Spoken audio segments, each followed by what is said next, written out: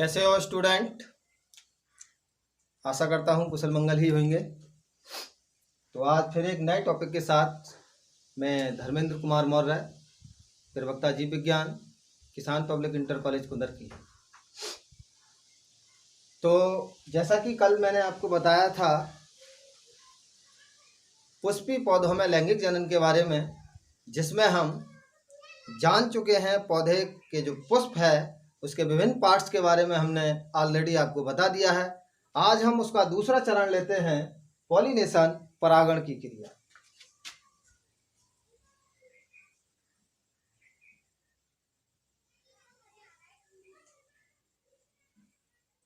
परागण देखते हैं परागण किस प्रकार से होता है और क्या है ये परागण की क्रिया। पौधों में लैंगिक जनन के लिए सबसे महत्वपूर्ण क्रिया है कि किस प्रकार से पौधों में परागण होता है। तो सबसे पहले जान लेते हैं इसकी परिभाषा के बारे में।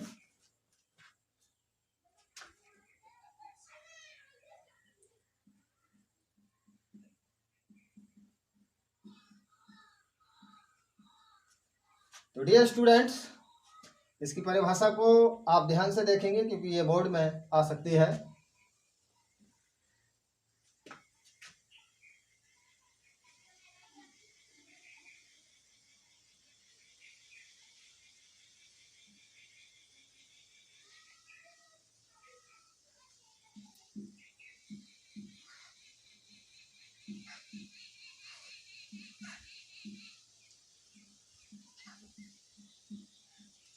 पुष्प के पुंकेसर में पाए जाने वाले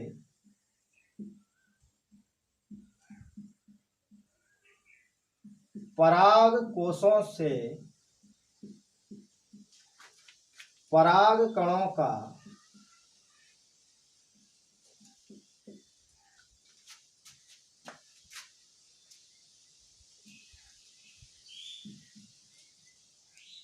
पुष्प के मादा भाग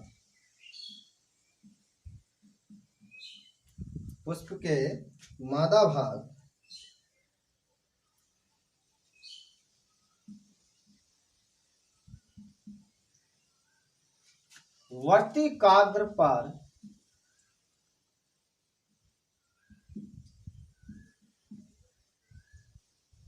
पहुंचने की क्रिया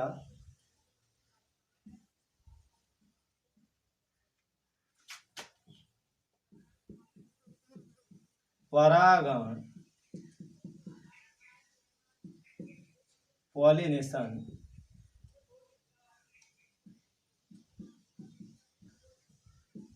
कहलाती है। तो आशा करता हूं आप इतना समझ ही गए होंगे।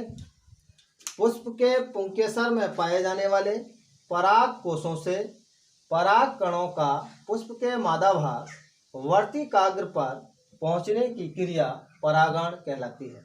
एक बार फिर देख लेते हैं थोड़ा सा। देखिए, मैंने आपको नेक्स्ट टाइम भी बताया था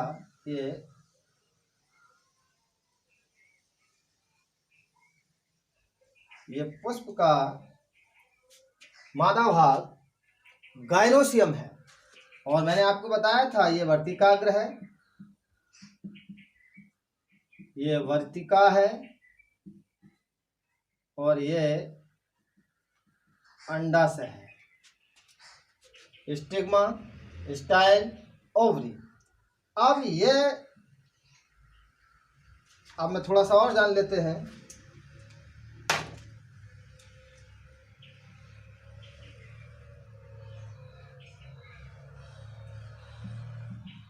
ये पुष्प का नर भाग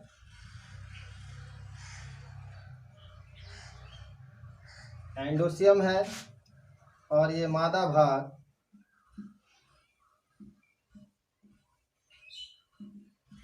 गायनोसियम है। अब होगा क्या, फिर डेफिनेशन पर जाएंगे। पुष्प के पुंकेसर में पाए जाने वाले पराग कोशों, ये पुष्प का पुंकेसर है, ये पराग कोश है, ये पराग कोश हैं। इसमें छोटे छोटे पराग कण भरे होते हैं, पोलेन ग्रेन भरे होते हैं। अब ये पराग कण किसी माध्यम के द्वारा, माध्यम वायु हो सकती है, जलीय पौधों में जल हो सकता है, कीट हो सकते हैं, पक्षी हो सकते हैं, जंतु हो सकते हैं, ये पराग कण फिर आएंगे, पुष्प के पुंकेसर में पाए जाने वाले परागकोशों से पराग कणों का पुष्प के मादा भाग वर्तिकाग्र पर, ये परागकोश, ये परागकण और ये वर्तिकाग्र पर पहुंचने की क्रिया, यहाँ से यहाँ पर परागकणों के पहुंचने की क्रिया परागण कहलाती है। तो डियर स्टूडेंट, ये भी जानना जरूरी है, ये भी जानना जरूरी है डियर स्टूडेंट कि ये क्रिया क्यों जरूरी है पौधों में। तो देखिए, मैंने आपको पहले ही बताया था, सेक्सुअल रिप्रोडक्शन, पौधों में लैंगिक जनन या जंतुओं में लैंगिक जनन की क्रिया के दौरान मेल गैमीट और फीमेल गैमीट का संयुग्मन होना अनिवार्य है। Male gamete and female gamete दोनों के मिलने की क्रिया को फर्टिलाइजेशन, निषेचन कहते हैं। तो ये जो आपका नर भाग है एंडोसियम, यहाँ से इन परागकणों से मेल गैमीट, नर युग्मक, और यहाँ से ये जो आपका मादा भाग है, यहाँ के अंडाशय में मादा युग्मक फीमेल गैमीट का निर्माण होता है। ये दोनों आपस में मिलते हैं, तब जाकर निषेचन की क्रिया होती है, और निषेचन की क्रिया के बाद पुष्प में कुछ परिवर्तन होते हैं। उन परिवर्तन के बारे में हम चर्चा करेंगे। अभी हम परागण की क्रिया को समझ रहे हैं। तो आशा करता हूँ इतना समझ में आ गया होगा।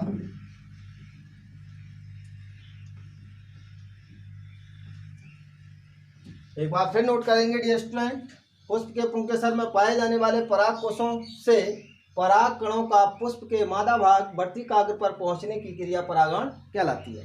अब जान लेते हैं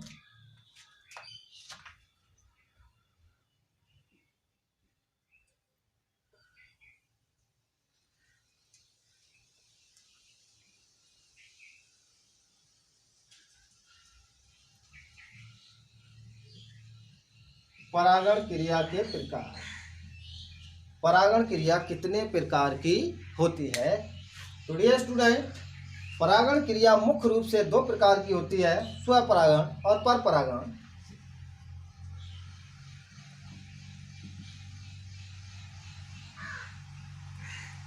स्वपरागण नंबर 2 है परपरागण। इसके बारे में भी थोड़ा जान लेते हैं, स्वपरागण और परपरागण के बारे। तो यहाँ पर मैं 2 डायग्राम बनाता हूँ।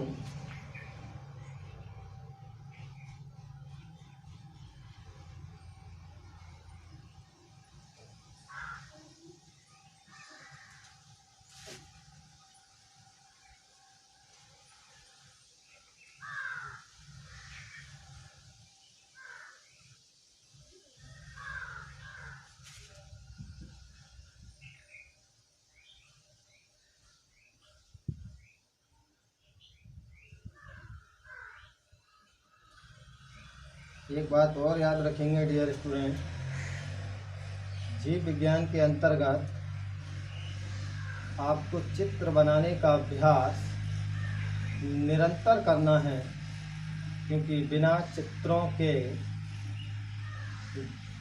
जीव विज्ञान एक अधूरा सब्जेक्ट, ये बात भी जानेंगे। इसके बिना ये अधूरा सब्जेक्ट माना जाता है। दूसरी चीज़, तैयारी करते समय आप बार बार जितनी बार कोशिश करेंगे उतना आप बेहतर प्रदर्शन कर पाएंगे। तो आप बार बार चित्रों का अभ्यास करते रहें, जिससे आप ठीक से कर पाएंगे।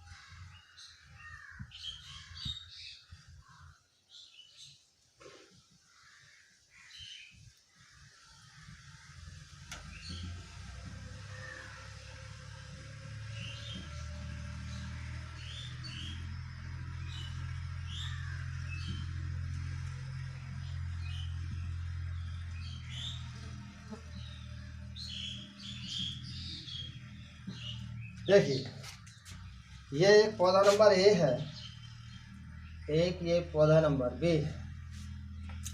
अब आप समझ चुके हैं पहले ही, पुष्प के पुंकेसर में पाए जाने वाले पराग कोशों से पराग कणों का पुष्प के मादा भाग बढ़ती काग्र पर पहुंचने की क्रिया परागण कहलाती है।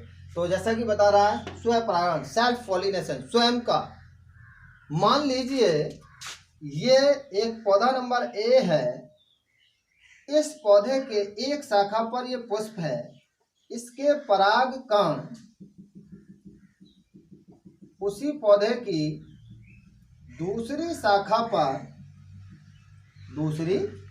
पर, एक बार फिर देखिए, पौधा एक ही है, एक ही जाति का है, एक पुष्प से परागकण उसी पौधे के दूसरे पुष्प के वर्ती काग्र पर यदि पहुंचते हैं तब यह क्रिया स्वपरागण कहलाती है।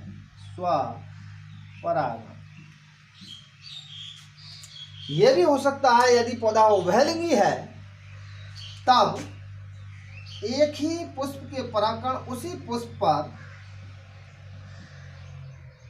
पहुंच सकते हैं, उसको भी स्वपरागण बोला जाता है।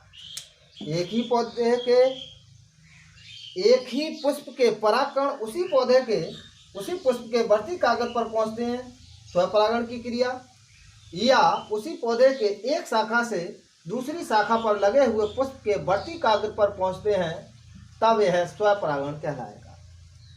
अब यदि पौधा भी है, उसी प्रजाति का पौधा है, वह एक पौधे से उड़कर किसी माध्यम के द्वारा, कीट के द्वारा, पक्षी के द्वारा, वायु के द्वारा, जलीय पौधों में जल के द्वारा यदि परागकण एक पौधे से दूसरे पौधे के पुष्प पर पहुंचते हैं, तब यह क्रिया परपरागण कहलाती है।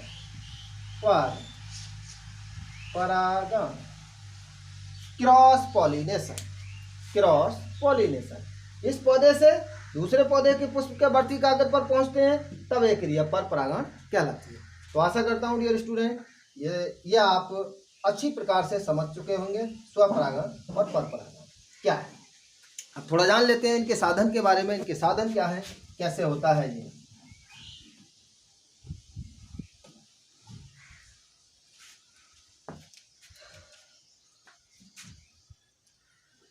पहले जानेंगे स्वपरागण के बारे में।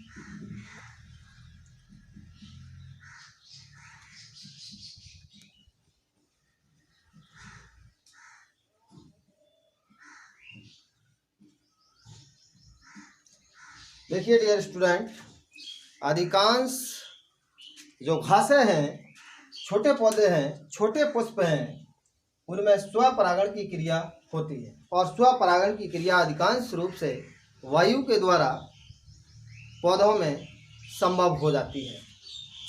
दूसरी बात ये जाननी है, स्वपरागण जो क्रिया होगी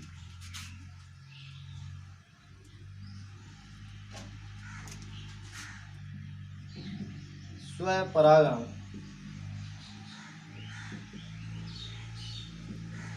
क्रिया वाले पुष्पों में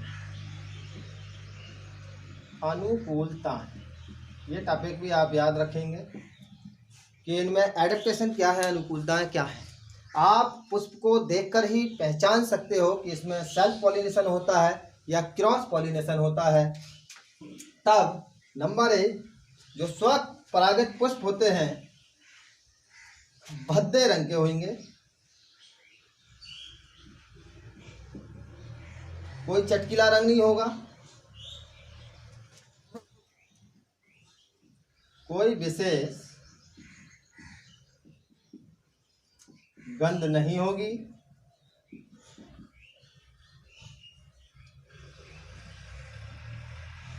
आकार में छोटे होते हैं।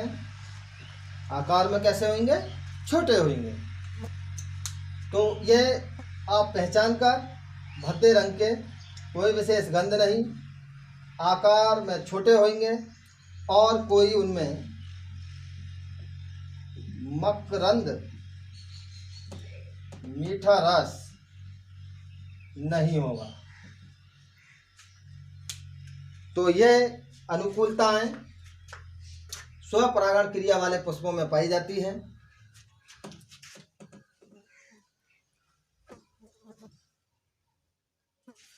अब थोड़ा जान लेते हैं स्वपरागण क्रिया से लाभ क्या है। स्वपरागण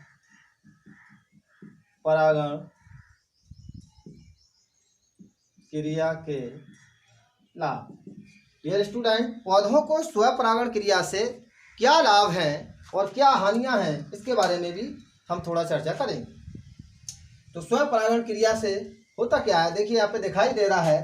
पर परागण क्रिया के लिए पौधे को दूसरे पौधे के पराग कणों का इंतजार करना पड़ता है, पहली चीज। दूसरी चीज, आप देख पा रहे हैं कि इनके लिए साधन की आवश्यकता होगी। यहाँ से पराग कणों को ले जाने के लिए दूसरे पौधे के पुष्प के वर्ती कागज पर साधन चाहिए। बट स्वपरागण क्रिया के लाभ क्या है? इस पौधे को किसी बाहरी साधन की आवश्यकता नहीं होती,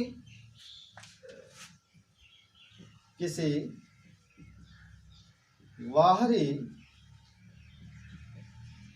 साधन की आवश्यकता नहीं होती। सबसे पहला लाभ तो यह है, किसी कोई विशेष साधन की आवश्यकता नहीं है। स्वयं का परागण है, पराग कण वायु के द्वारा हिलकर पुष्प के वर्ती काग्र पर पहुंच जाता है। तो सबसे पहला लाभ, किसी बाहरी साधन की आवश्यकता नहीं है। दूसरा, कीटों को आकर्षित करने के लिए पर परागण के लिए क्या होगा, कीट बुलाना पड़ेगा। क्यों? क्योंकि परागकणों को भेजना है, साधन की आवश्यकता पड़ेगी। तो स्वपरागित जो पुष्प हैं, कीटों को आकर्षित करने के लिए गंध, मकरंद, रंग आदि उत्पन्न नहीं करने पड़ते,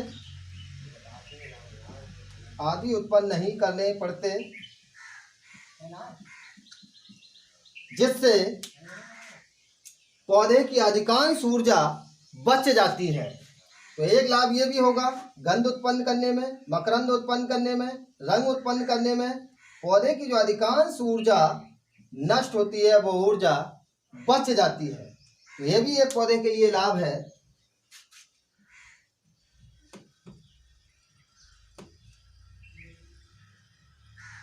अब थोड़ा जानेंगे हानि के बारे में। स्वपरागण क्रिया से पौधों को हानि क्या है, हानि के बारे में थोड़ा जान लेते हैं। तो डियर स्टूडेंट, जब एक पौधे से दूसरे पौधे के परागकण पहुंचते हैं तो उनमें उनके गुणों में भिन्नताएं उत्पन्न होती हैं। बट जब स्वयं का परागकण स्वयं के पुष्प के वर्ती काग्र पर पहुंचेगा तो उनके गुणों में भिन्नताएं उत्पन्न नहीं हुई। उच्च कोटि के, उच्च नस्ल के गुण पौधे में नहीं पहुंच पाएंगे, जिससे निम्न कोटि के फल उत्पन्न होते हैं। फल का आकार छोटा होगा, फल की गुणवत्ता कम होगी, भिन्नताएं उत्पन्न नहीं होंगी, नई जाति के पौधे विकसित नहीं होंगे। तो ये हानियां हैं स्वपरागण से पौधों को हानि। अब थोड़ा जान लेते हैं परपरागण के बारे में।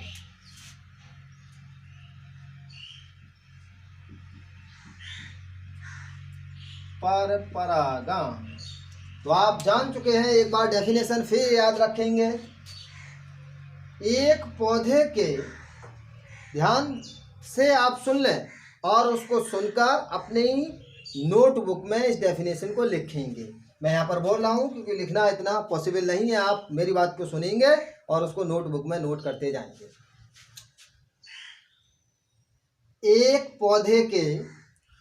पौधे के पराग कण उसी प्रजाति के दूसरे पौधे के पुष्प के वर्ती काग्र पर पहुंचने की क्रिया परपरागण कहलाती है।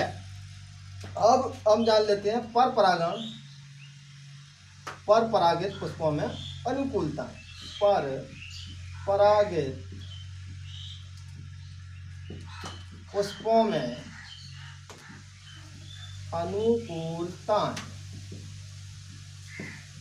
परपरागित पुष्पों में अनुकूलताएं क्या है? तो सबसे पहला, जो परपरागित पुष्प होते हैं उनमें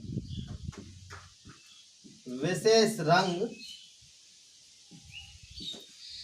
उत्पन्न होते हैं, अर्थात यह चटक रंग के कलरफुल होते हैं।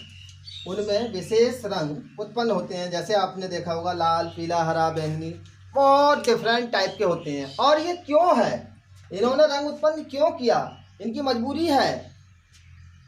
विशेष रंगों के प्रति विशेष प्रकार के कीट पुष्पों की ओर आकर्षित होते हैं। पुष्प जो रंग उत्पन्न करते हैं वो हमारे लिए नहीं, वो परागण क्रिया कराने हेतु कीटों को अपनी ओर आकर्षित करने के लिए विभिन्न प्रकार के रंग उत्पन्न करते हैं, और विभिन्न प्रकार के रंगों के प्रति विभिन्न प्रकार के कीट अट्रैक्ट होते हैं। जैसे अभी बात करते हैं हम पीला रंग, पीले रंग की ओर मधुमक्खी सबसे अधिक आकर्षित होती है। नीला रंग, नीले रंग की ओर भौरे सबसे अधिक आकर्षित होते हैं। मिश्रित रंग, मिश्रित रंग देखा होगा, बरसीम का प्लांट्स है, उसके जो फ्लावर होते हैं उनमें डिफरेंट टाइप के कलर होते हैं, अलग अलग रंग होते हैं। तितलियां आकर्षित होती हैं। तो आपके समझ में आ ही गया होगा कि ये रंग क्यों उत्पन्न करते हैं। कीटों को अपनी ओर आकर्षित करने के लिए यह विभिन्न प्रकार के रंग उत्पन्न करते हैं।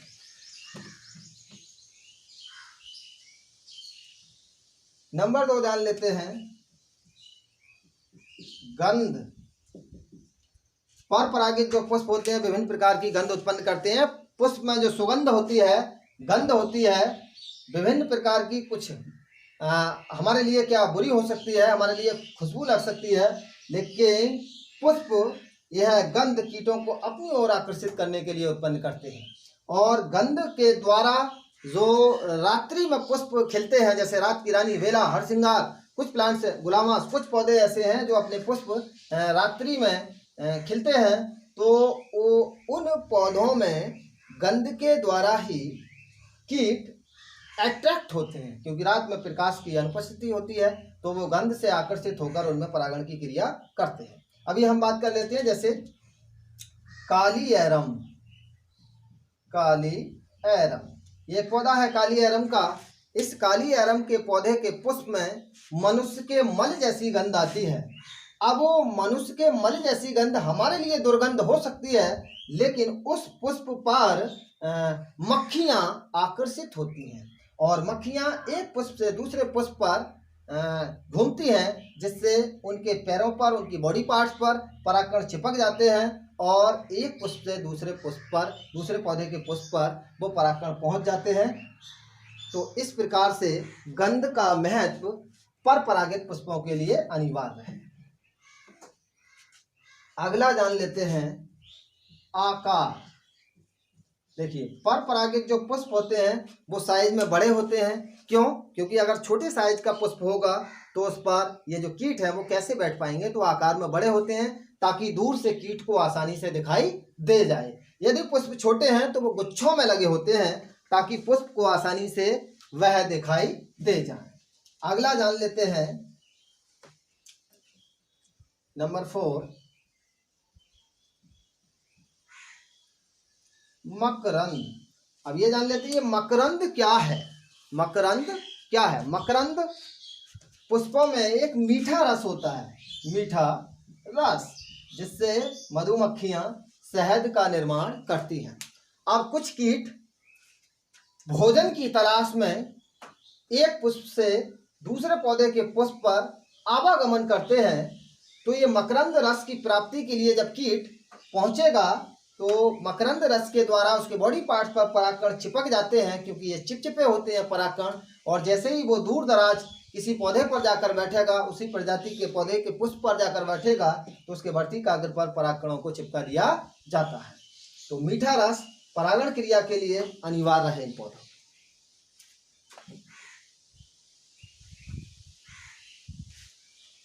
अब हम जान लेते हैं पर परागण से लाभ।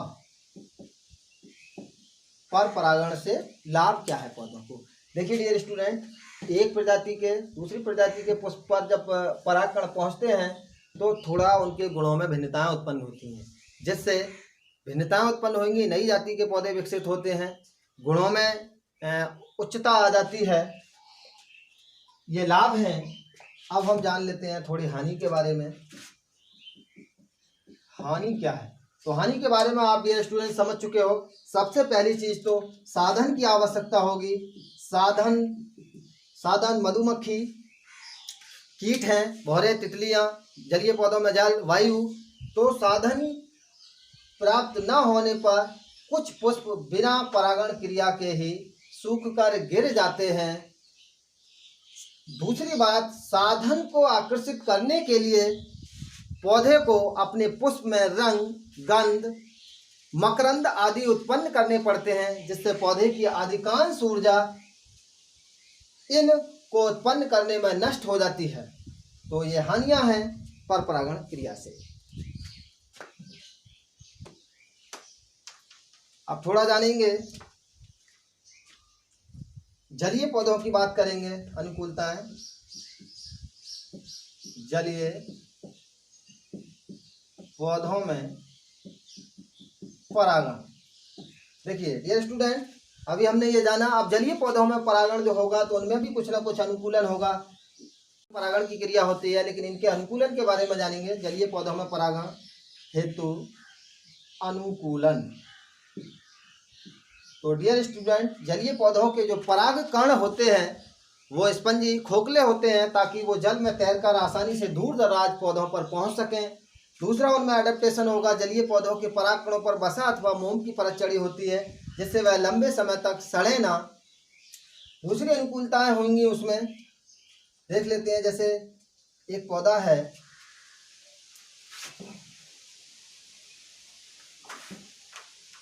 बेली सनेरिया, एक जलीय पौधा है बेली सनेरिया।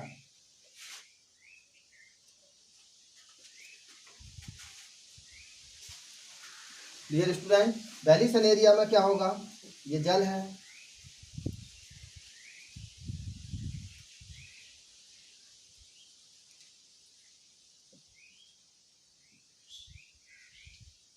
इस तरीके से। ये मादा फूल है, ये नर फूल है, मादा पुष्प, नर पुष्प। अब यहाँ से ये परागकण छोड़ेगा और जल के द्वारा ये तैरकर यहाँ पर पहुँचेंगे। तो इनमें एडेप्टेशन सबसे प्रमुख है, परागकणों का तैरना। तो इस प्रकार से पौधों में परागण की क्रिया होती है। परागण की क्रिया के बाद पुष्प में क्या परिवर्तन होंगे उसके बारे में अगले टॉपिक में जानेंगे। आज के लिए बस इतना ही काफ़ी है। आशा करता हूँ ये टॉपिक आपके समझ में अच्छी प्रकार से आ गया हो, लेकिन फिर भी अगर इसमें ऐसी कोई डेफिनेशन, ऐसी कोई बात जो आपकी समझ में नहीं आई हो, तो आज आप कॉलेज के जो ग्रुप है उसमें कमेंट कर सकते हैं, क्वेश्चन कर सकते हैं। कल फिर एक नए टॉपिक के साथ मुलाकात होगी। आज के लिए बस इतना ही।